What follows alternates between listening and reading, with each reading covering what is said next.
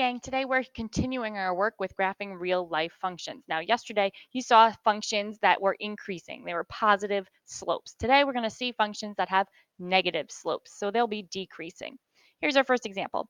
A pool has 12,000 gallons of water and is emptying at a rate of 750 gallons per hour. We start by writing our function rule. So it's y equals, and we know that it's starting at 12,000. So that acts as our y-intercept. When I say y-intercept, you can think of the starting point. And it's decreasing by 750 gallons per hour. So we can say minus 750x. Now we need to set up our graph. And to do that, it says gallons of water in multiples of 500. I don't want to write out all of those, so I'm going to write just the 1,000. So this would be 1K, 2K, 3K, K for 1,000, 4K, 5K, all the way up to 12K.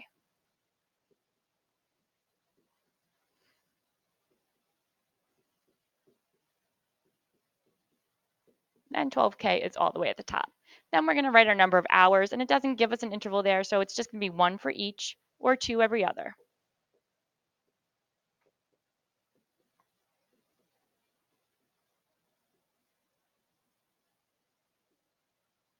And we get to 24 hours. So this graph is going to show us a full day's worth of emptying the pool.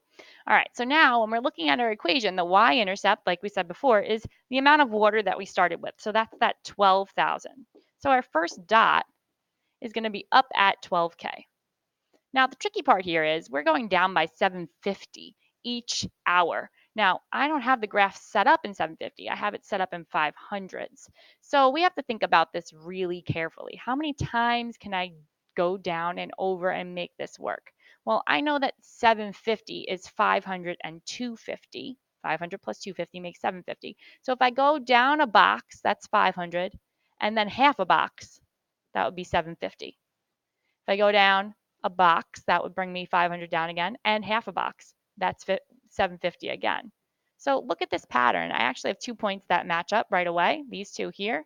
So if I eliminated that middle point, it would be down 3 over 2. And going down 3 boxes and over 2 boxes is like going down 1,500 divided by 2. And 1,500 divided by 2 is our 750. So we can go down 3 over 2, down 3 over 2, down 3 over 2, down 3 over 2, and so on, all the way down.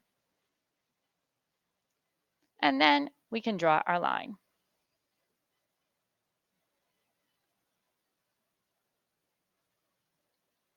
Now, this line doesn't really need arrows because we're not going to go into negative time or to negative amounts of water. So that could be it. And then we just have to label it y equals 1,200 minus 750x.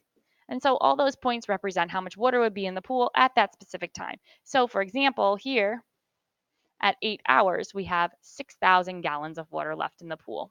All right, so let's apply what we've gotten from this equation. Okay, so keep in mind hours was the x value, gallons of water is the y value. So here again, what does the point 16,0 mean in context of the problem? So again, the number of hours is the x and the gallons is the y. So that should help us set this up. So we can say in context, this means that after 16 hours of draining the pool,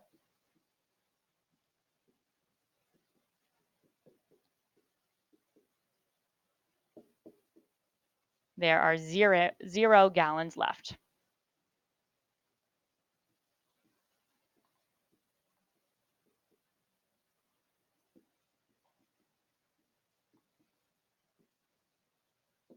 Done. Okay, so now let's prove that.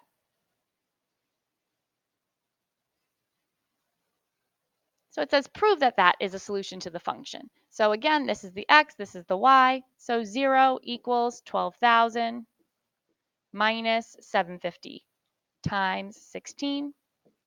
So that's 0 equals 12,000 minus, well, 16 times 750 better be that 12,000 for us to make the 0. So let's just make sure, if I take out my calculator and do 750 times 16.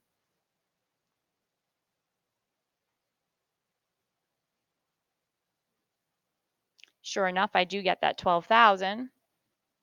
So 0 equals 0, and we've proven that that point is a solution to our equation. All right.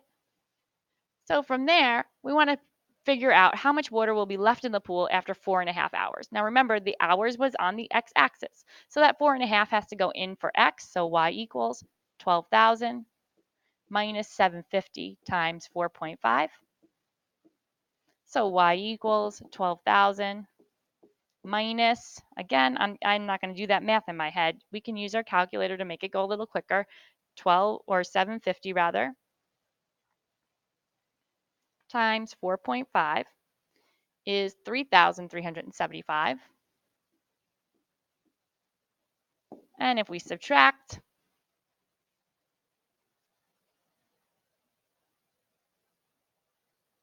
we get, whoops, that did not work. Let's try that again. 12,000 minus 3,375 gives us 8,625 gallons still left to be drained after 4.5 hours. All right, so hopefully you see how I came up with all of that. You're going to work on the second half of the lesson on your own or with a partner. Make sure you're checking in with me so I can be sure that you've got it right before moving on to the exit ticket or the homework.